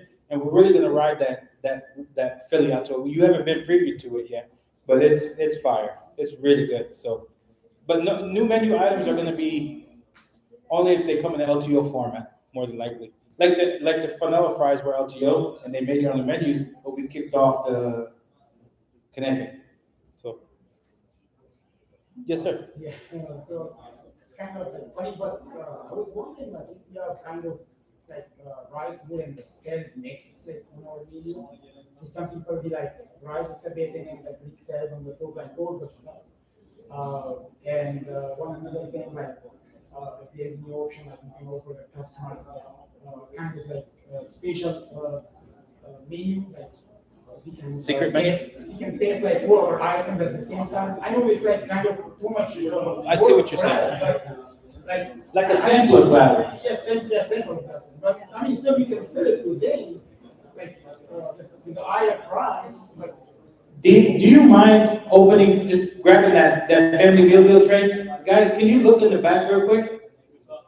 So that is our family meal deal tray, which could play a big part of the sampling product, right? And I know we had great success with the old product, and we were considering bringing it back. Is this something that you guys want to see added to the menu? By the way, this is a beautiful good item. Beautiful, I love it. I like this item. Yeah, so with that, we can option, thank you, Dave, you can put it down. You have the option of the 5 sauces, and then you could do 2 sides and 2 proteins, or we could build it however we want to, but that's something that we can incorporate for you guys to help offset that sampler platter, at least we do it. I think listen, we have to be very careful, I don't think we can go above $39. If we go on the 49, I don't think people are gonna buy it, even though we need it to be because of the cost of it. But I think $39.99 is where it's at. So that's supposed to be for 4 people, right? Basis, that's gonna be for 4 people. So we're gonna base it on maybe 4 to 6 portions of protein, and then 2 sides of pita bread and 5 sauces. One being the hummus, the other one are all the different sauces. So the box really is where the cost is here, aside from the protein. Yeah, the round one. Oh, the top, yeah, the round one, yeah. Which one? This one? We don't have a basis, but I think it's gonna be around $2 to $3 a box. $2 to $3 a box. It's not bad, no. It's more than we want it to be though, but it's not bad. Yeah, but it's cool. It's gimmicky. It's gimmicky, yeah. The cups, no, the cups are gonna be what we come inside of our operations. I think we have 4-ounce cups in there. Yes, sir. I love the operation team. I don't want to add more words in it, but I took the feedback. Go for it. I've noticed there's a lot of stores make a little things different than other stores because it's more comfortable to them, more comfortable to their team, but we want to grow and growing. We want to try to get all exactly the same look, the same picture, just a feedback. Maybe. No. Danny or Matt or, Spencer, they could do a video for each of the item. While they're making it, we're putting 7 ounces of rice or 8 ounces of rice. For the lettuce, this amount. The rice bowl should be pushed in with the pita on the side or is it on top? We go zigzag on the tzatziki so that we have the same look for everybody. We did do that. We did do that. We did a training video. I have it, and I can email every single one of you the training video. Me, Spencer, and Matt all worked on it together. Actually, in the back, we made every single item on there. Oh, that would be great. So we'll share that with you guys one more time, and so that when we go into the stores, we 3 guys, since he's put everybody on front and center, start whipping them. I could break one an hour and something, right? It's a great video. Yeah, it's an hour or something, and it's good for the new people who you hire. Just say, hey, sit for an hour and watch this before you come work. Exactly. Yeah. I have a question. Does it have how many ounces? It should be. Yeah. I think you put captions in there, right? Yeah, he put captions in there. So real quick on the uniforms, are you guys happy with the new uniforms that we are bringing out? The black shirts and the hats, they're pretty cool, right? Any negative feedback on that? Rami? So I think I ordered extra small this go around. Well, you just need to gain some weight, brother. What do you want me to do? You've been, Ramadan took you for 15-pound loss. So, yeah. What else, guys? Let's go. Let's hit it hard. Just the next 7 minutes and we'll cut it and you guys can party on.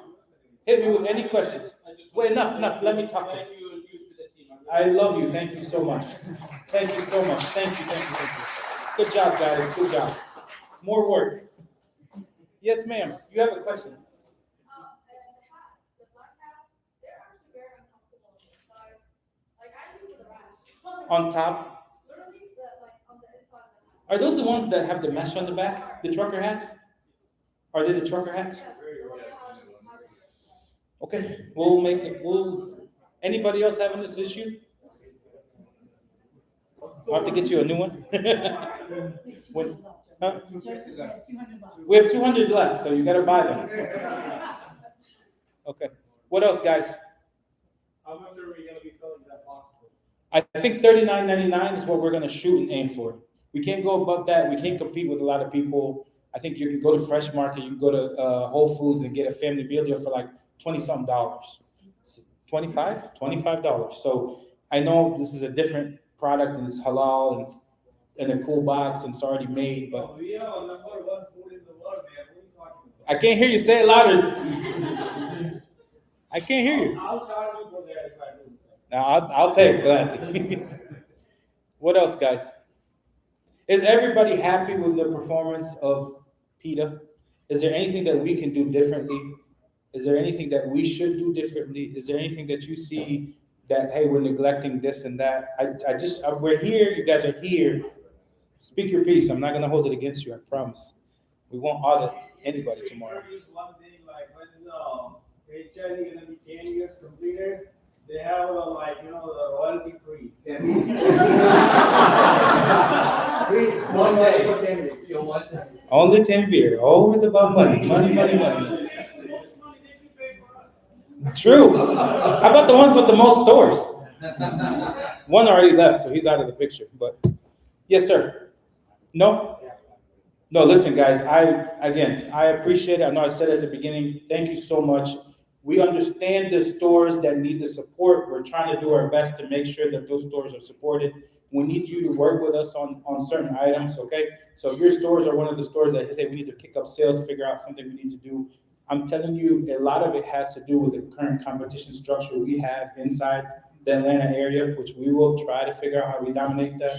But just work with us on all these things, and we'll make sure that we make you profitable. So 2026 is profitability most important for everybody.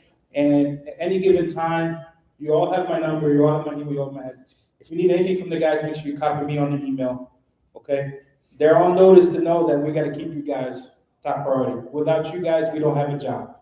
And so just don't come at us with crazy things, okay? We can't work from a one store picture perspective. It's got to be company wide. So if you come in with an idea, think about it high level.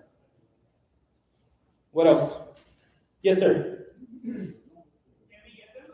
So real quick, the feedback on the baklava. From what I heard, the baklava cheesecake was too sweet, and the Dubai chocolate was So if it's not wow, I said we just toss it. There's a reason we did this today. I don't think any of us was like, oh, we have to have this.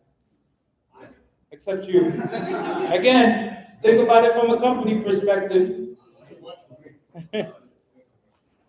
Anything you need from the guys, you're here. Speak your truth. Come on.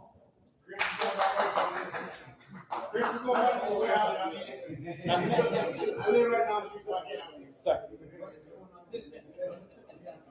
So Easy Caters, the issue that some of the guys are having is that Easy Caters really tightening up on us. Not just us, but as a whole. So if you're not approving the orders right away, they're dinging you. And when they ding you, they take you off the platform. And if you don't use Easy, I think it's just a way for them to use Easy Dispatch. We can control that? Well, we don't, but the franchisees have. So I'm going to give you this to see what you can tell the guys. No, you can go to the website. You can maximize what you're speaking to. You can maximize whatever amount dollar you can hold on sale. You can put your dollar amount in the website. But I don't think that's the issue. I think the issue is the acceptance side. So let's say an order comes in at 2 in the morning, you're sleeping. If you don't accept it in 15 minutes, they're digging. No, No, no, they don't. only They don't dig. Only No, only during the for store hours. open, 11 to, yes. Okay. Is Only that true? during the store hours. Okay, only during store hours. So Yes. who had that issue every day? I did. You had that issue where you didn't accept it at a certain time, 8:15 at night time on Sunday. but that's during store hours. Not 8:15 at night time. 8:15. That's, we're looking at that those days. Sunday. We got Charlie. So one of the issues is they're not accepting it. Probably the Buddha is having an issue. Well, did he say 8:15? 8:15 p.m. I think it got up to 9. Yeah, I think it's a default, it's a default, it's 11. Okay, I know, but it's not to 9. We will address that. okay, perfect. It's gonna be taken care of. We'll go from there. Anybody else? Thank you, everybody. Thank you. Really appreciate you coming. Remember, I don't want any food left. You better take it with you because it's going in the garbage. I hate to say that, but it's all gonna go. So to-go boxes, take it with you. Take your drinks. You've already hoarded all the uniforms. Shame on you guys. But there's a bunch of free child stuff, so make sure you take that too. What else? Oh, the posters. Make sure you take the posters if you need them. And we're here till 9 o'clock. You don't have to leave. So if you want to hang around, let's do it. You want a hookah? You have it with you? Let's do it. Thank you, everybody. Oh, how do I stop this? How do I stop this? End stream. Hour and 56 minutes. Turn it off. Turn it off. Turn it off.